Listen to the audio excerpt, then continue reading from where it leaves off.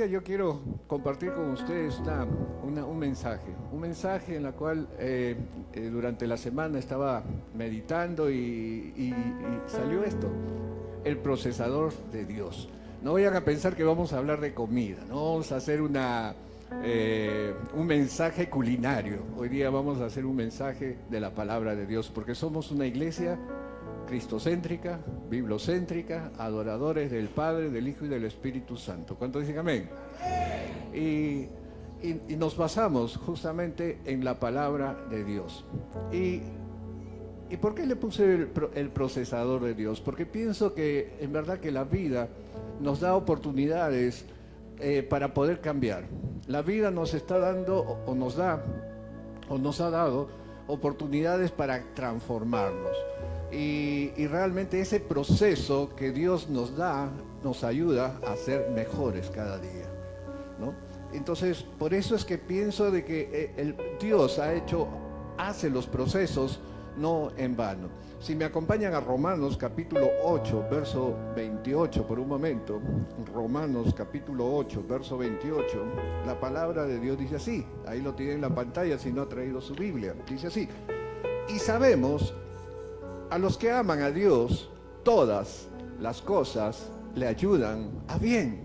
Esto es, a los que conforme a su propósito son llamados. Y creo yo que aquí hay más de uno en la cual Dios tiene un propósito en su vida. ¿Cuánto dicen amén? Dios tiene un propósito en tu vida.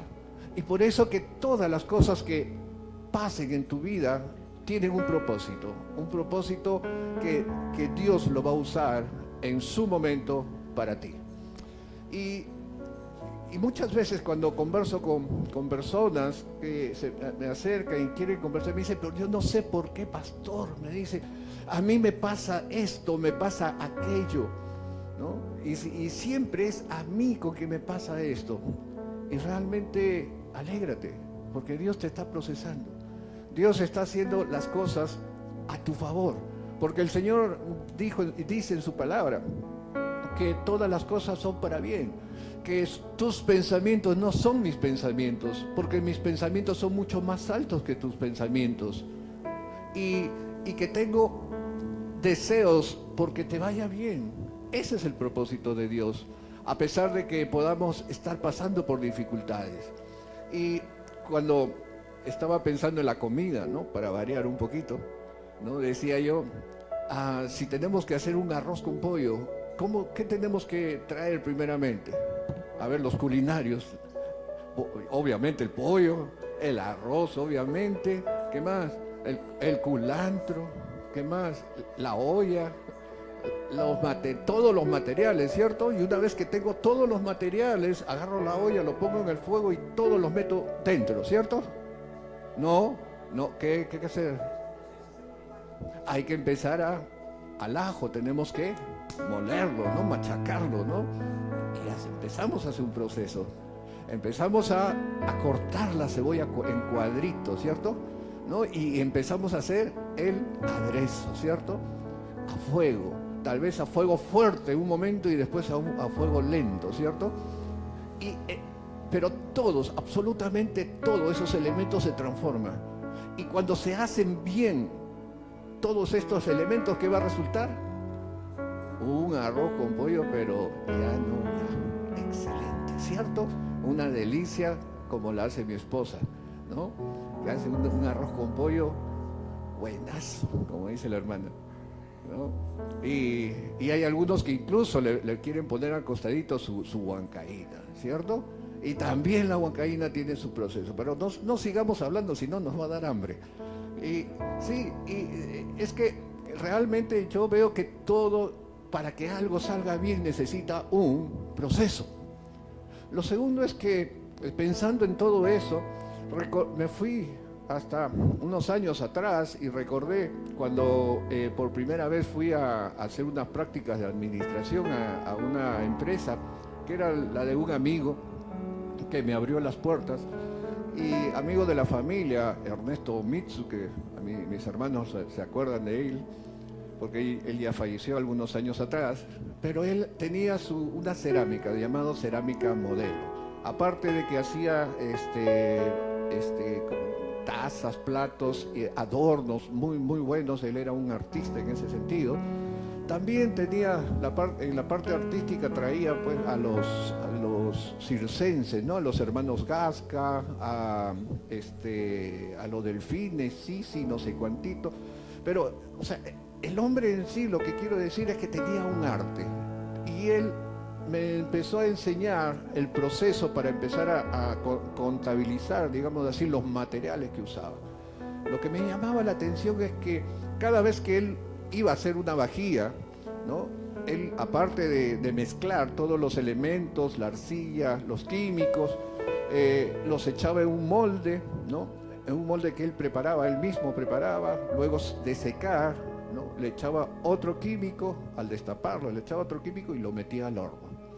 Por eso sí no recuerdo cuánto tiempo. Lo metía al horno a una cantidad de grados.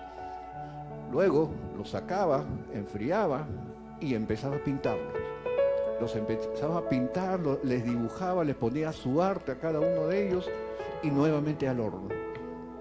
Caliente, como no se imagina. Y luego que salía la vajilla, salía muy bonita decorada y al final le ponía decoraciones doradas, que tenía que ver, me acuerdo, con oro en líquido, justamente para esos trabajos. Y luego volvía a meter al horno y así sucesivamente. Cuando salía esa taza, yo decía, wow, qué bella taza. Y él decía, no, aún falta más. Y faltaba el último proceso para que no se salga toda esa pintura. Lo metía otra vez a otro líquido y lo metía nuevamente al horno en muchos grados. Y salía pues unas tazas, unos platos, unos adornos muy, pero muy hermosos. ¿Sabe? Y cuando pensaba en todo esto, decía yo, para que tenga el producto final, un producto bello, esta taza, este adorno ha tenido que pasar por muchos procesos y cada uno de esos procesos tenía que entrar al horno caliente, al horno al rojo vivo. Y muchas veces no nos gusta estar ahí, en el medio, ¿cierto? No nos gusta estar en medio de eso que nos duele. Pero ¿sabe qué? Todo eso, ese proceso va a ser para bien. Ese proceso, lo que el Señor hace para cada uno de nosotros, es para mejoría, es para mejorar. Y acompáñenme a 1 Corintios, capítulo 1, 27, 29. Mire lo que dice en 1 Corintios capítulo 1, 27. Dice, sino que lo necio del mundo escogió Dios para avergonzar a los sabios. Y lo débil del mundo escogió Dios para avergonzar a lo fuerte. Y lo vil del mundo y lo menospreciado escogió Dios. Y lo que no es, para deshacer lo que es, a fin de que nadie se jacte en su presencia. Es que Dios lo que quiere hacer es transformar nuestras vidas. Transformar nuestras vidas de tal manera que nadie pueda decir, yo lo hice, o Él me ayudó, Él me transformó. De tal manera para que nadie se jacte de lo vil y menospreciado nos tomó el Señor. Yo creo que si pregunto y digo, levante la mano, ¿cuántos de ustedes la gente no daba ni un solo centavo en el pasado? Vamos a levantar la mano varios, ¿cierto? Sí, hay varios y hay muchos más manos. Nadie daba un solo centavo por ti ni por mí, porque estábamos nosotros perdidos de tal manera que nadie quería siquiera vernos. Más bien al contrario, decían, uy, ahí viene, cierra la puerta, que no entre, no lo invites. Pero la palabra de Dios dice, de lo vil y menospreciado tomó Dios, escogió Dios para avergonzar a los sabios, y lo débil del mundo escogió Dios para avergonzar a los fuertes. Así que la única obra, todos aquellos que han cambiado, solamente es para glorificar a nuestro Dios, porque Él lo hace y lo seguirá haciendo. ¿Cuándo dicen amén? Hermanos, por eso es que cuando nos esté pasando algo, es porque Dios nos está poniendo en el horno, nos está poniendo en el proceso, nos está poniendo en un camino nuevo, nos está transformando en algo diferente. Ahora, el punto es si tú te quieres dejar transformar por Dios, porque si te quieres dejar transformar por Dios, Dios va a hacer maravillas contigo. Entonces, y por eso no te preguntes, ¿por qué, Señor? Pregúntate, ¿para qué, Señor? ¿Para qué estoy pasando toda esta situación? ¿Para qué me está sucediendo todo eso?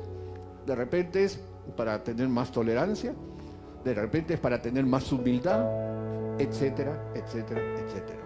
Pero no solamente fue con nosotros. Si vamos a la Biblia, vamos a encontrar muchos personajes bíblicos en la cual pasaron el proceso de Dios. Rápidamente quiero ir quiero recordar a Jonás. Jonás era un sacerdote, un profeta, y el Señor tenía un propósito con Jonás, y le dijo: ve a Nínive, ve al oeste, a Nínive, y ve y salva a esa gente, predica, porque si no yo los voy a destruir. Y Jonás dijo: no, yo quiero que se destruya ese pueblo, porque ese pueblo ha ocasionado mucho daño a Israel. Y en vez de irse al oeste, ¿qué hizo Jonás? Se fue se me fue el nombre.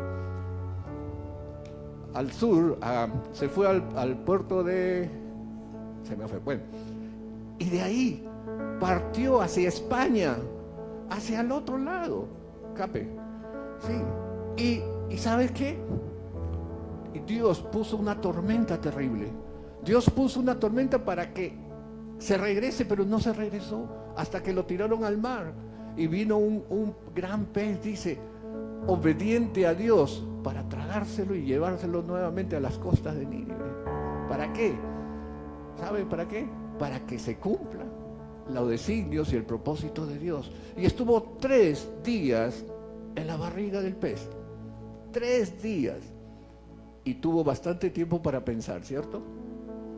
¿Cuántas veces ustedes se han quedado en un momento tan terrible que no han querido salir a ninguna parte, pero eso les hizo meditar para cambiar la dirección en que estaban yendo? Dios tuvo un propósito con Jonás. Dios le dijo: Jonás, ¿a dónde vas? Y le dijo: a donde tú quieras, Señor. Y lo regresó Jonás. Tenemos también a Saulo de Tarso. En el Nuevo Testamento, cuando empezamos a leer Hechos capítulo 9, vemos cómo Jesús él mismo se le aparece a Saulo, que después es Pablo. Saulo, y el Señor se le presenta camino a Damasco y le dice: Saulo, Saulo, ¿por qué me persigues? Y lo tumba del caballo, ¿cierto? En que iba, porque estaba yendo a perseguir a más cristianos para matar. Ya había matado a Esteban. Y buscó un documento para que le dieran autoridad y pueda seguir matando gente, porque él pensaba de que lo que estaba haciendo estaba bien. ¿Y cuántos de nosotros a veces pensamos que lo que estamos haciendo está bien? Porque él decía: estoy haciendo lo correcto, estoy haciendo a favor de lo que los fariseos dicen que debo de hacer, según el Pentateuco, según la palabra que el Dios nos ha dado. Y él estaba equivocado completamente. Tal es así que Jesús se le presenta y pasó un proceso. Se cayó del caballo, se quedó ciego, tuvo que irse, lo llevaron a él porque no veía, lo llevaron a la Hermosa, en donde tuvo que ser discipulado por Ananías y otros creyentes más. ¿Para qué? Para luego convertirse en el apóstol, en el discípulo de Jesucristo, y convertirse el apóstol de los gentiles. Aleluya. Un proceso pasó Pablo, un proceso que le costó, le dolió, y desechó todos aquellos conocimientos que él tuvo junto a Gamaliel, su maestro, porque él tenía dinero, y por lo tanto en esa época tener un maestro a los pies era porque tenía dinero. Y este hombre Gamaliel le enseñó todo lo que sabía, pero Pablo votó, desechó todo eso por el Evangelio, por la doctrina que Jesucristo le había dado. Un proceso tuvo Pablo. Moisés también pasó por otro proceso. Su mamá no podía tener un hijo porque si no lo iban a matar. Porque el faraón se había olvidado que José había salvado a su pueblo con la administración de los bienes. Faraón se había olvidado ya de todos los beneficios que le había dado el pueblo hebreo. Y cuando vio el faraón que el pueblo hebreo se reproducía y eran multitudinarios, porque el pueblo hebreo llegó, la familia de Jacob llegaron 70 personas. Y cuando salieron con Moisés, ¿saben cuántos fueron? 600.000 hebreos. Se reproducieron, pero en cantidad, ¿no? En 400 años. En cantidad. Entonces, cuando vio el faraón de que era cantidad de gente, se asustó y dijo, no, hay que matar a todos los varones que nazcan. Pero las obstetras de esa época no permitieron, no los mataban. Más bien se hacían que llegaban tarde, se hacían de que ya había dado a luz y no los mataban. Entre ellos se salvó Moisés. Y cuando Moisés empezó a crecer, no lo podían ocultar. Y por lo tanto lo puso en un canasto y lo empujó. Lo empujaron por el río, ¿no? Como dice la historia, donde estaba la princesa del faraón. Y la princesa, al ver el bebé, se enamoró del bebé y lo crió. Y pidió que justamente su propia madre de Moisés estuviera junto a él y lo hiciera crecer, lo hiciera educar. Y Moisés tuvo su proceso también, un proceso en el cual fue educado en la corte del rey, fue educado junto a los reyes, fue educado con mucha ciencia. Pero luego cuando mató a los soldados egipcios por estar abusando de unos hebreos, él tuvo que huir y huyó al desierto. Y cuando huyó al desierto, tuvo que pasar penurias ahí.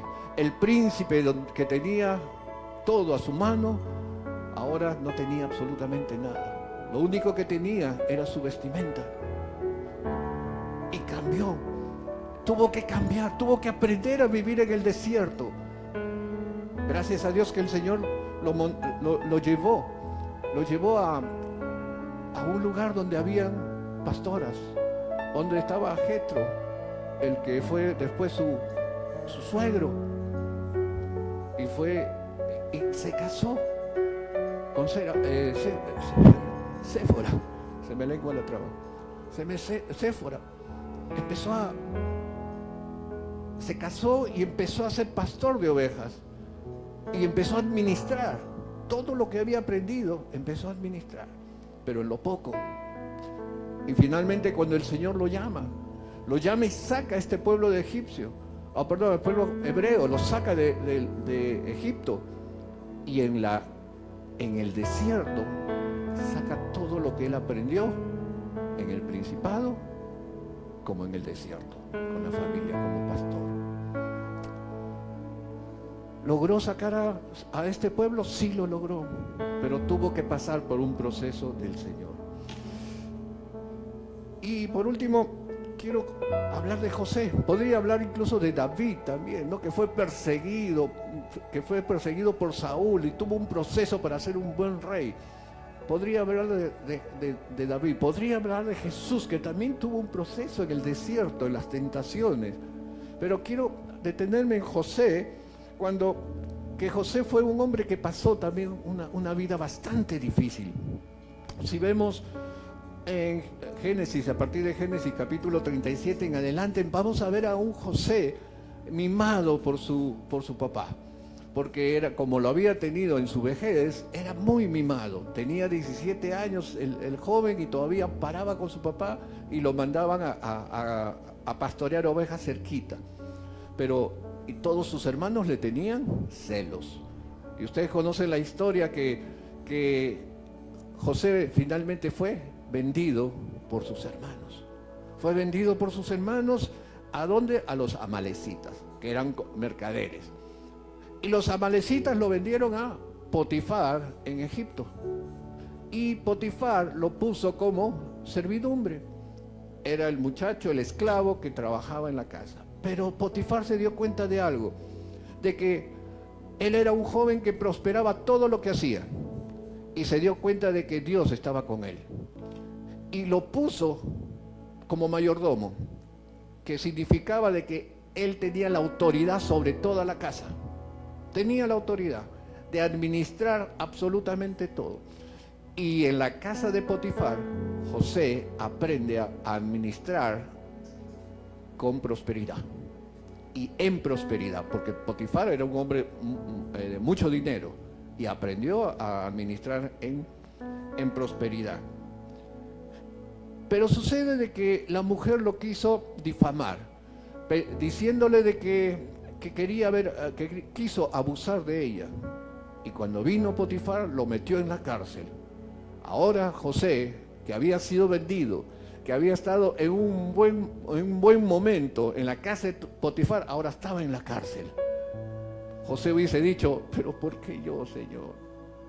¿Por qué me difaman, Señor, si no he hecho nada? Dios tenía un propósito, que lo vamos a ver al final.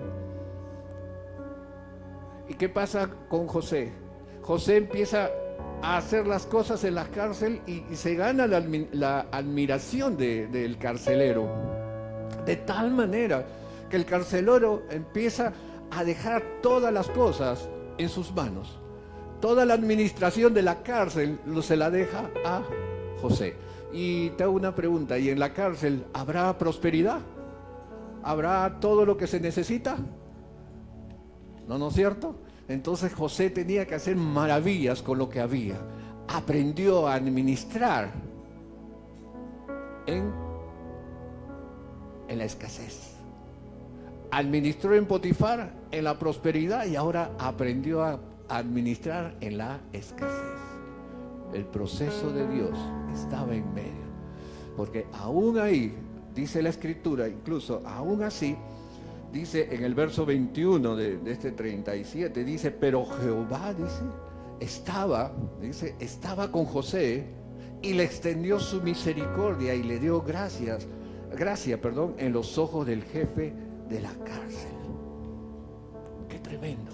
Pero Dios estaba con José. Y en el verso 22 dice, y el jefe de la cárcel entregó en manos de José el cuidado de todos los presos.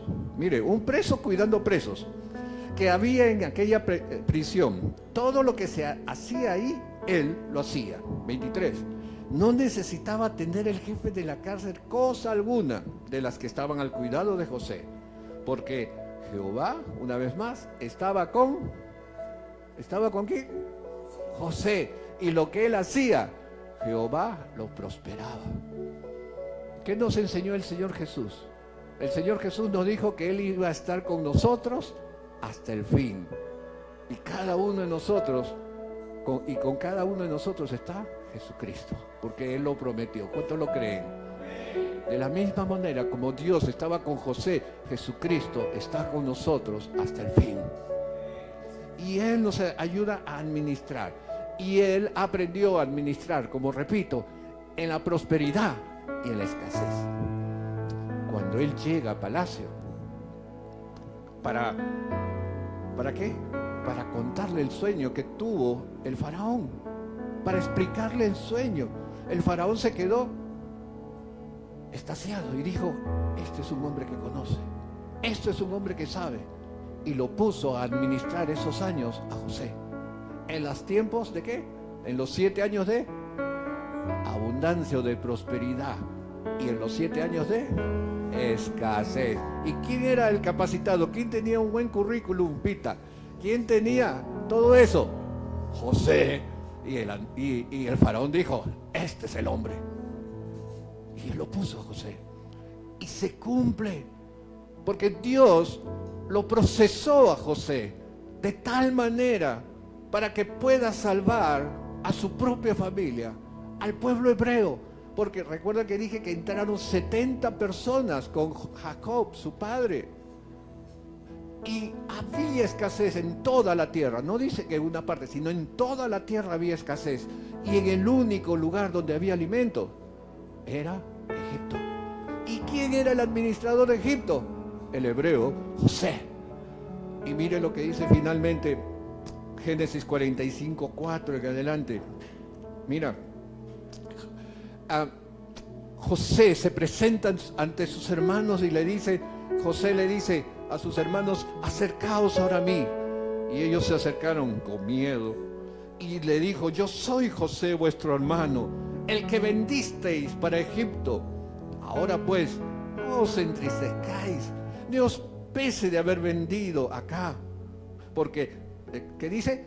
Para preservación de vida me envió Dios delante de vosotros. Aleluya. En conclusión, toda la aventura que pasó José, las lágrimas y las alegrías, las difamaciones y los elogios, todo lo que pasó José fue para la gloria de Dios, porque Dios lo propuso, Dios lo hizo, y Jacob fue salvo y toda su familia, y de ahí salieron las 11 tribus, las 12 tribus de Judá, perdón. Salieron las 12 tribus de Jacob, de Israel, entre ellas Judá, de donde viene la descendencia de Jesucristo nuestro Señor, porque Él es el león de Judá. Aleluya. Y por eso quiero ir a Romanos capítulo 8, 28 nuevamente, hermanos. Y dice la palabra de Dios así: y sabemos que a los que aman a Dios, ¿cuántos aman a Dios? Aleluya. Todas las cosas le ayudan a bien. ¿Qué estás pasando? ¿Qué circunstancia estás pasando? ¿De felicidad? Gloria sea al Señor, porque va a ser para bien. ¿De tristeza? Gloria sea al Señor. Como dice Santiago, si estás pasando una prueba, alégrate, gózate, porque Dios está en medio de todo eso. Si fuese una consecuencia de un mal acto, de una mala decisión, es diferente. Pero si no hiciste nada, absolutamente nada, y estás pasando por algo difícil, es que Dios está en medio de todo eso y te está preparando para cosas mayores y mejores en tu vida. ¿Sabes? Todas las cosas nos ayudan a bien. Esto es a los que conformen a su propósito son llamados. ¿Cuántos llamados hay acá? Aleluya. Y según su propósito, cada uno de ustedes tiene una labor para el Señor. Completamente diferente, es verdad, pero cada uno tiene su acción. Así como cada soldado tiene su directiva, cada oficial tiene su directiva para ir a la guerra, así también cada uno de nosotros tenemos nuestro puesto en la batalla del Señor. Y no preguntes una vez más, ¿por qué? Pregunta, ¿para qué, Señor? Aquí heme, aquí estoy. A ti sea toda la gloria. Concluyo, no debemos preguntarnos. Debemos de seguir adelante. Debemos aprender lo que Dios nos está poniendo delante nuestro. Si es para glorificar el nombre del Señor, así sea, adelante. Acuérdate, todas las cosas son para bien. Cuando te suceda algo, di todas las cosas son para bien. Porque Dios te ama. Porque de tal manera Dios amó al mundo que envió a su Hijo unigénito, dice Juan 3:16, para que no te pierdas, sino tengas vida eterna. Dios te ama. Dios te ama. Yo no entiendo cómo puede ser el gran amor de Dios para poder enviar a su Hijo para salvarte a ti y a mí con su sangre, para transformarnos de lo vil y menospreciado de donde estábamos, nos sacó para ser otros. Y eso es lo que quiere Dios, que tu proceso y mi proceso va a ser para glorificar a Dios. ¿Cuántos lo creen? Ponte de pie. Vamos a orar.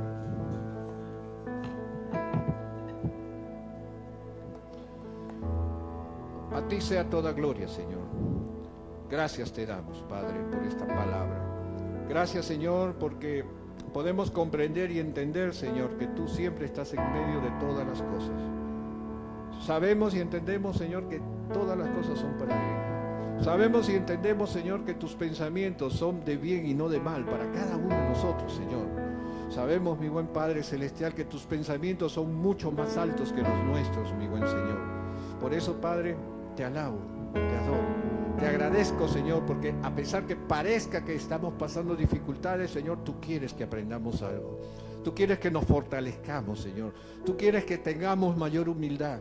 Tú quieres que tengamos, Señor, mayor tolerancia, Señor, ante circunstancias que se pueden presentar en el futuro.